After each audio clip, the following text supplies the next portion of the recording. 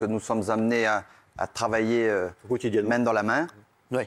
Mais cette situation est à l'origine, malheureusement, d'un mouvement social. Donc je souhaitais poser tout simplement la question, non pas aux policiers, mais aux représentants syndicaux, dans le cadre de ce scénario qui nous a été imposé, un scénario complètement tronqué. Quelle aurait été votre réaction en sachant et en connaissant le déroulement de cette manifestation avec autant de violence? Quel scénario? Qu'entendez-vous par scénario, monsieur? C'est-à-dire, quand on voit, ce que je peux dire, André, je pense, c'est quand on voit les violences qu'il y a eu, quelle aurait été votre réaction, vous, par rapport à ce qui s'est passé?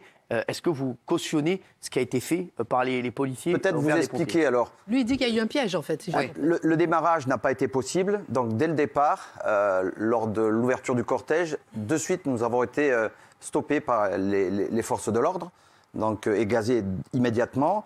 Ensuite, toute la manifestation a été encadrée, aucune sortie possible. Et en fin de course, se retrouver devant un mur de métal.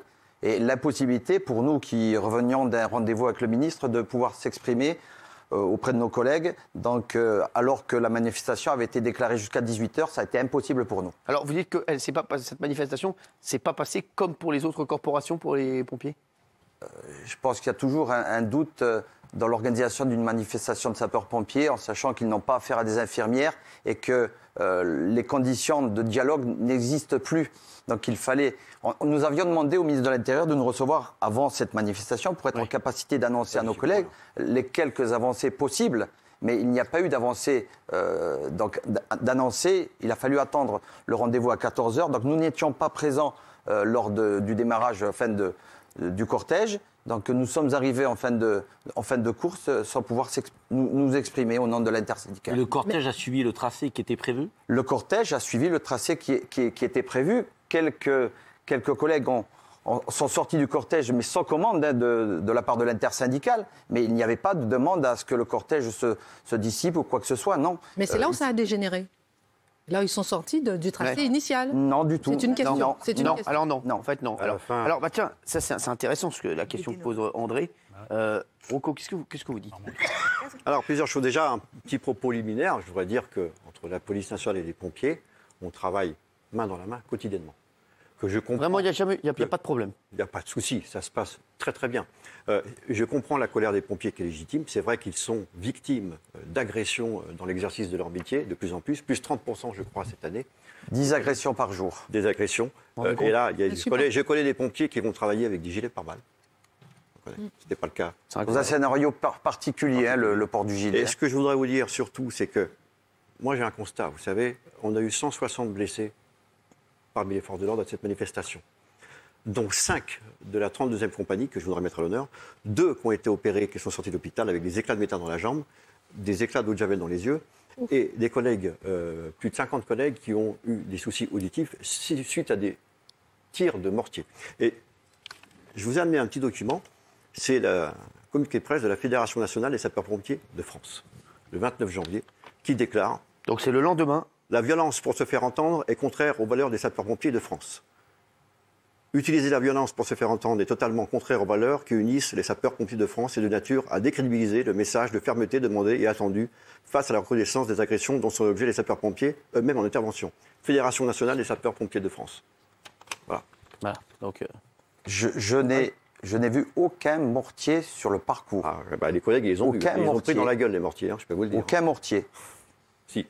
Beaucoup. Et surtout au cours de Vincennes. Apportez-nous les preuves de la présence de mortiers, j'ai des vidéos, photos, j'ai des vidéos, je vous les fais voir après l'émission. Il y a pas de donc vous êtes en train de dire que vous avez été attaqué avec les... On a été attaqué. Vous plaisantez, on a été attaqué. Les 160 blessés ne sont pas arrivés par hasard. Montrez-les-nous, les vidéos. On a été littéralement agressés. Alors, ce n'est pas la majorité. Le problème, c'est que ça a dégénéré sur le cours de Vincennes, où il y avait des groupes qui voulaient sortir des itinéraires prévus. Voilà. Après, la police, elle effectue le maintien de l'ordre pour que les choses se passent bien. Et donc c'est plus le maintien de l'ordre, c'est le maintien du désordre. Là. Mais Christine avait raison, c'est quand des gens ont voulu sortir du cortège qu'il y a eu des incidents. Comment expliquez-vous personne n'a voulu sortir du cortège. Comment expliquez-vous ce que c'est chez vous? C'est les pompiers qui s'expriment là. Comment vous expliquez ce communiqué? Alors d'abord, cette fédération n'est pas notre fédération. Ah, bah voilà. Non, ça n'est pas notre fédération. Aujourd'hui, nous représentons les sapeurs-pompiers professionnels. Donc cette fédération n'est pas la nôtre. Donc elle est à la disposition de qui l'entend en termes de communication, mais ça n'est pas la nôtre. Je ne peux pas entendre qu'il y a l'utilisation de mortiers. C'est pas moi qui le dis, c'est vos collègues. L'utilisation de mortiers. Alors ça veut dire que si les forces de police étaient en présence de mortiers, ils auraient dû donc se saisir de ces mortiers pour qu'on puisse avoir des preuves de l'utilisation de mortiers sur des manifestations. Les preuves. Est-ce que vous pouvez reconnaître l'un et l'autre que dans vos corporations respectives, il y ait des gens qui aient pu semer la zizanie, parce que globalement, la manifestation s'est bien passée. Oui, il faut mettre les choses en perspective. Non, mais attends, Rocco, globalement, la manifestation s'est bien passée. Il faut aussi le dire. Ça n'a pas été ça durant toute la manifestation. Tout à fait. Il y a eu aussi des moments d'apaisement où ça s'est bien passé. Il y a eu des moments très chauds. Dans ces moments très chauds, est-ce que vous êtes capables de reconnaître tous les deux, plutôt que de vous renvoyer la fauteurs de troubles, qu'il y a à l'intérieur des corporations peut-être des pompiers qui se sont mal comportés et peut-être des fonctionnaires de police qui ont manié le tonfa et le coup de bâton un peu trop facilement? Est-ce que c'est possible que vous le disiez, ou vous êtes irréprochables les uns et les autres et c'est la faute toujours des autres? Alors André, je ne dis pas que c'est la faute des autres, je dis simplement que je ne suis pas là pour condamner mes collègues. Moi, je suis là pour condamner celui qui commande pour que le déroulement de la manifestation se déroule dans ces conditions.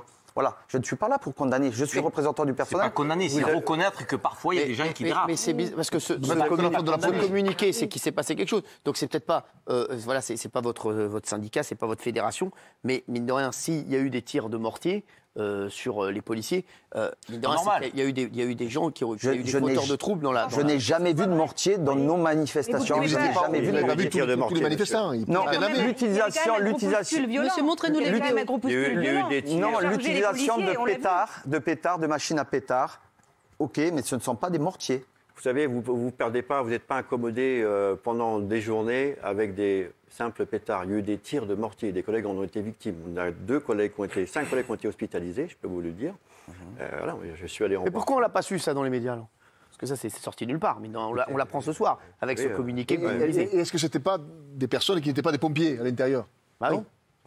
Oui. Parce que ça, c'est vrai que ça c'est sorti nulle part. La manifestation, il y avait. Les collègues n'ont pas malheureusement peut-être. Là, j'ai mis une hypothèse puisqu'on n'a pas de preuve de rien du tout. Mais est-ce qu'ils n'auraient pas été victimes des tirs de grenades qu'ils ont eux-mêmes lancés? Parce que ça, pour le coup, ça fait mal. Ils ont lancé des grenades, pas des boomerangs. En général, on ne se tire pas dessus. En général, franchement, j'ai regardé les vidéos et il y a des grenades qui se baladent devant ce mur. Voilà. Ça ne m'étonnerait pas qu'il y ait de vos collègues c'est possible, ça, ou bien qui puissent prendre un coup de la police ne s'auto-grenade pas. Voilà. Enfin... Oui, bon, très bien. Qu'elle ne fasse pas exprès, c'est une chose. Rocco, dans le commandement qui a été donné aux forces de l'ordre, parce que notre ami le pompier semblait dire qu'il en voulait au commandement peut-être plus qu'au personnel d'exécution qui était sur le terrain. Est-ce que le commandement, aujourd'hui, vous, en tant que syndicaliste, pompier qui avez été pompier de terrain, vous le remettez un peu en cause? Est-ce que les ordres sont clairs? Est-ce que parfois, on ne vous envoie pas un peu au carton? Alors, les ordres sont beaucoup plus clairs qu'ils n'étaient il y a 2 ans. Regardez les scénarios qu'on a eus lors des manifestations du 1er et 8 décembre 2018 et 26 mars 2019, où là, il y avait une lenteur des ordres donnés, il y avait beaucoup de collègues livrés à eux-mêmes, et effectivement, ça a donné, malheureusement, tous ces magasins saccagés, etc., où on avait un manque de réactivité. Ensuite, l'objectif du maintien de l'ordre, elle a changé. Maintenant, l'objectif, c'est action-réaction, notamment avec la fameuse utilisation des BRAV, vous savez, les brigades de répression anti-violente, les motos. D'ailleurs, on va en parler parce que ça s'est fait, l'idée est bonne, mais ça s'est fait en toute précipitation. Et ces collègues des BRAV, encore aujourd'hui, sont complètement démotivés parce qu'on les fait monter au créneau à chaque fois pour les manifestations tous les week-ends. Ils ont très peu d'effectifs. Et la spécialité moto, les collègues sont en train de la quitter parce qu'ils sont vraiment dégoûtés. Donc là-dessus... c'est encore une légende urbaine que de dire qu'il n'y a pas d'ordre du préfet. J'ai l'impression, monsieur, que vous dites qu'il y a eu un traquenard de prévu. Oui, c'est ça. Comment vous expliquez que sur tout le parcours, André, comment vous expliquez que sur tout le parcours, vous nous gaziez? Sur tout le parcours.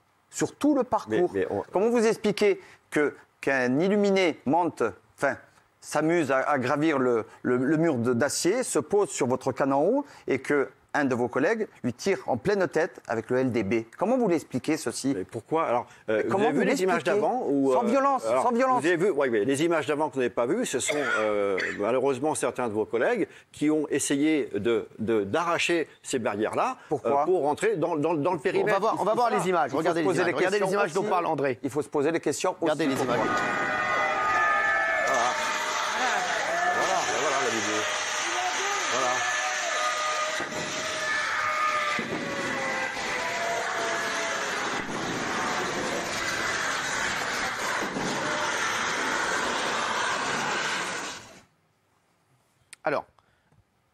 voilà, Ça fait de la peine. Exactement. C'est vrai quand même qu'on a quand on voit ça, André, au moment même, ils obtenaient les revendications. moi j'ai envie de savoir, André et Rocco, comment ça va se passer maintenant? Comment ça va se passer maintenant entre la police et les pompiers? Parce que on a tous une crainte, on se dit peut-être ça va être maintenant la guerre entre la police et les pompiers alors qu'ils doivent travailler main dans la main.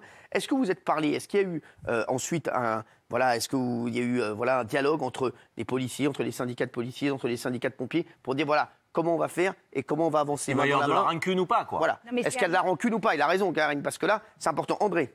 Non, je ne suis pas condamné la majorité des policiers. C'est comme dans nos forces en présence. Je ne condamne pas les forces de police. Nous sommes continuellement à travailler ensemble. Le scénario est différent puisque c'est sécuriser le territoire et nous, c'est sauver les vies. Exactement. Donc, ensuite, on a un problème qui est évident, c'est la prise en compte de nos revendications majeures. Bien sûr. Ça veut dire qu'aujourd'hui, nous ne sommes plus en capacité d'assurer nos missions. Ça n'est plus possible pour nous. Toutes les missions régaliennes qui devraient être assurées normalement par les services de l'État ne le sont plus. Le plus bel exemple, ce sont les forces de police. Les forces de police qui devraient prendre en charge les personnes ivres sur la voie publique, les verbaliser, les placer en cellule d'électrisement, qu'ils soient visités par médecin, ne le font pas. Ils modifient le statut de la personne qui est ivre, le désigne comme personne prise d'un malaise, pour ne pas le prendre en charge. C'est à nous de le prendre en charge et de venir encombrer les services des urgences. Ça n'est plus possible pour nous. Rocco. Je voudrais juste rebondir sur ce que vous dites. Est-ce que vous considérez que c'est un petit groupe de pompiers qui ont été violents et pas tous les pompiers? Parce qu'on dirait qu'en fait, tout à coup, tous les pompiers de la manifestation auraient été violents. Mais c'est un groupuscule, comme dans beaucoup de manifestations. C'est un petit groupe qui a été violent, mais il y a plein de pompiers qui ont manifesté paisiblement. Donc c'est pas la police contre les pompiers, c'est un groupuscule de pompiers. Un certain nombre s'est senti agressé ou je ne sais pas. De ce que nous dit André, dans le scénario, je n'y étais pas. Senti agressé du début à la fin de la manifestation. C'est ce qu'il est en train de nous dire. Rocco, est-ce que vous pouvez répondre à la question d'André? Ce que vient de dire André. Oui, alors, sur ce problème-là, effectivement... Qui relève du code, vous savez qu'au niveau... Où il y a des missions qui sont faites par des pompiers qui doivent faire... Il n'y a plus d'effectifs. Là, vous mettez le doigt sur un point sensible, c'est que, à force de mobiliser la ressource sur le maintien de l'ordre, parce que je vous dis, vous savez combien il y a de manifestations par an en France? On dit 5 000. D'accord. Plus de 5 000. Ce qui veut dire qu'on mobilise toute la ressource pour le maintien de l'ordre. 2 tiers des effectifs, Rocco, sur le maintien de l'ordre les samedis ne sont pas des spécialistes de maintien de l'ordre. Exactement. 2 tiers des effectifs. J'allais y venir. On met le préfet de police de Paris met toute la ressource à contribution. Et ce qui fait que, malheureusement, il y a le principe des vases communicants, il y a des choses qu'on ne peut plus faire, qu'on ne peut pas faire parce qu'on est mobilisé. Et c'est vrai que c'est pour ça qu'on a des statistiques sur la hausse de la délinquance, notamment sur la hausse des cambriolages, parce que malheureusement, en ce moment et depuis de nombreux mois, la ressource est mobilisée par rapport au maintien de l'ordre. Donc vous dites quelque chose qui est... Que veut-on faire de nos services publics? C'est une vraie question. Oui. Ouais. Est-ce que c'est toujours peau de chagrin? Si c'est peau de chagrin, effectivement, à un moment donné, il y a des missions qu'on ne peut plus assumer. Exactement. Et vous devez aller sur le terrain qui ne peut pas assumer. C'est pareil pour l'hôpital public. On le voit, ça craquelle de partout. Et nous, dans l'émission, on a reçu des gens qui sont en souffrance et qui sont des représentants du service public. Vous l'incarnez encore ce soir, tous les deux. Mais comment ne pas répondre à la souffrance humaine? Nos anciens qui souffrent, qui n'ont pas... qui n'ont pas de famille qui les accompagne. Nous n'avons plus les effectifs. On nous demande d'assurer toutes les missions régaliennes, de remplacer les ambulanciers. Ça n'est plus possible et personne ne veut l'entendre. Alors, le service public est en souffrance et personne ne veut l'entendre. Moi, j'ai une question, de Laurence Saillé à Rocco.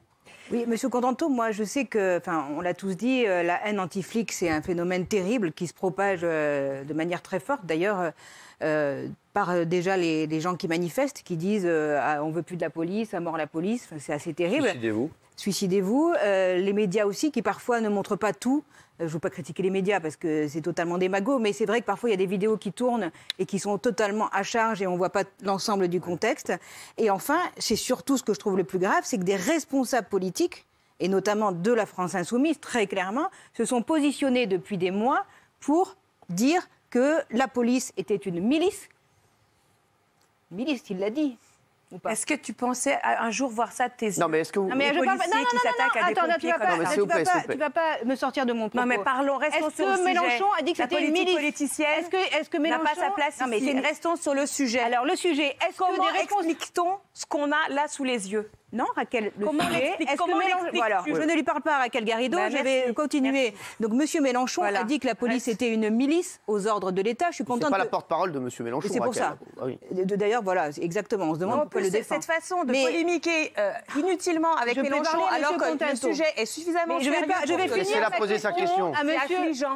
Tu peux dérouler, je finirai ma question. Allez-y. Voilà, même si elle te dérange. Nous l'attendons. Monsieur Contanto, donc vous avez entendu que Monsieur Mélenchon a traité de milice, de barbare, propos qui ont été cautionnés, et j'imagine que vous avez été touché. Vous, je pense que de savoir que des personnalités politiques, des responsables politiques qui portent une voix qui est entendue par de nombreuses personnes, puissent comme ça remettre en cause l'ordre républicain et votre travail. Qu'est-ce que vous auriez envie de dire aujourd'hui? Quelle est votre colère? Qu'est-ce que vous auriez envie de dire aujourd'hui à M. Mélenchon, par exemple? Écoutez, sur M. Mélenchon, nous, on a été très choqués lorsqu'il a dit que les policiers étaient des barbares. La police est barbare. D'ailleurs, il avait dit que c'était une conversation privée, mais ce qui ne lui a pas échappé, c'est qu'il y avait clairement l'anneau de la presse qui filmait tout ça, et ça s'est retrouvé sur les réseaux sociaux. Ça a été fait, à mon avis. Alors, on a la vidéo, regardez. Ça, à mon avis. On a la vidéo. Ça se dit pas, Rocco. Bah, regardez. Les barbares, soyez prudents, parce qu'ils ne s'arrêtent plus maintenant. Samedi, il y avait été, il me tue.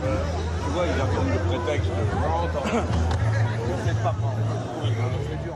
Alors, après, vous savez ce que c'est une milice. Je n'ai pas l'impression que la police française, c'est la Gestapo ou une milice. Vous savez, la police qui tue, c'est pas la police française. C'est plutôt les amis sandinistes et vénézuéliens de M. Mélenchon. Voilà. Alors, moi j'ai envie de... Pardon, mais Steve Canisso, par exemple, Zineb Redouane, ils ne sont pas morts à Caracas, Monsieur Contanto. Oui, Contanto, pardon. Si vous me permettez. D'accord. Et je pense franchement que quand un témoin d'une manifestation vient exprimer la peur physique qu'il ressent désormais d'aller manifester, parce que c'est ce qu'on ressent tous. Monsieur Mélenchon quand on va est un élu de la manifester. Moi, je vais République. manifester. Et aujourd'hui, je suis une maman de 3 enfants, j'ai 45 ans, et j'ai peur quand je vais manifester dans ma patrie. Les policiers ont peur aussi en se levant le matin, parce que 55 quand il y a sont blessés par jour. quand il y a des hommes qui se font éborgner, des mains arrachées, et que d'autres hommes regardent ça avec un défaut total et absolu d'empathie, pardon, mais le terme de barbarie, peut-être qu'ici ça choque dans les salons et dans les plateaux télé, mais laissez-moi vous dire qu'à la maison, les gens ils savent très bien de quoi on parle. Oui, il faut être particulièrement insensible pour regarder Jérôme Rodriguez dans l'œil qui lui reste, pour lui dire que tout ça est normal. De la même façon que depuis tout à l'heure, on essaie de vous faire comprendre que le fait de vous en être pris physiquement de cette façon-là aux pompiers, ça remet en cause quelque chose de fondamental de notre République, et vous êtes là à faire comme si c'était une tâche administrative, alors que Castaner et les autres, ils vont jouer un rôle que vous devriez refuser. Alors, André voudrait réagir là-dessus. En plus, si vous me permettez, je ne ferai pas de procès d'intention aux policiers et aux gendarmes mobiles. Moi, je ferai un procès d'intention à ceux qui commandent et au défaut de dialogue social au travers de ce gouvernement. Et j'ai compris que vous parliez de haine tout à l'heure, mais il n'y a pas de haine des pompiers vis-à-vis des... Voilà, on n'exprime aucune haine. Que les choses soient claires. Dans l'expression de cette manifestation, il n'y a pas de haine. Il y a un ras-le-bol qui s'est généralisé, il y a une incompréhension qui est profonde. Nous sommes malmenés, nous sommes malmenés parce que nous ne sommes plus en capacité d'assurer nos missions. Nous sommes usés, tout comme les forces de police, comme les urgentistes, comme tous les services publics en général, et nous n'y arrivons plus. Donc nous demandons des moyens pour réussir à assurer nos missions de services publics de secours, mais nous ne pouvons plus. Les avez-vous obtenus? Non, tout simplement parce que nous sommes dans une partie de ping-pong entre le gouvernement et nos employeurs. Alors, elle a maintenu son régime spécial des retraites. Je pense que je vais... Rocco, répondez parce qu'on va clôturer là-dessus. Je pense que je vais mettre tout le monde d'accord. Vous savez, monsieur, ce que vous dites, on est dans une crise politique. Ce n'est pas à la police, à la gendarmerie de la dénouer. C'est aux politiques. Voilà. Et ça, je le dis à chaque fois sur les plateaux. Il y a une dégradation du climat social dans ce pays, toutes les professions, une convergence des luttes qu'on peut voir aussi. C'est vrai, c'est une réalité. Et c'est vrai que la colère est mobilisatrice. Et on n'en finit pas de ces manifestations. Le policier, lorsqu'il va faire son maintien de l'ordre le matin, ce qu'il veut, lui, c'est rentrer entier chez lui, voir sa femme et ses enfants. Parce que les pompiers, ils veulent pouvoir travailler avec des moyens et faire leur mission. Ce ne seront pas les 25% l'augmentation de notre indemnité de feu qui nous fera sortir de ces troubles. Ça ne sera jamais suffisant. Ça n'est pas l'argent qui réussira à réduire les espaces dans l'organisation de notre service.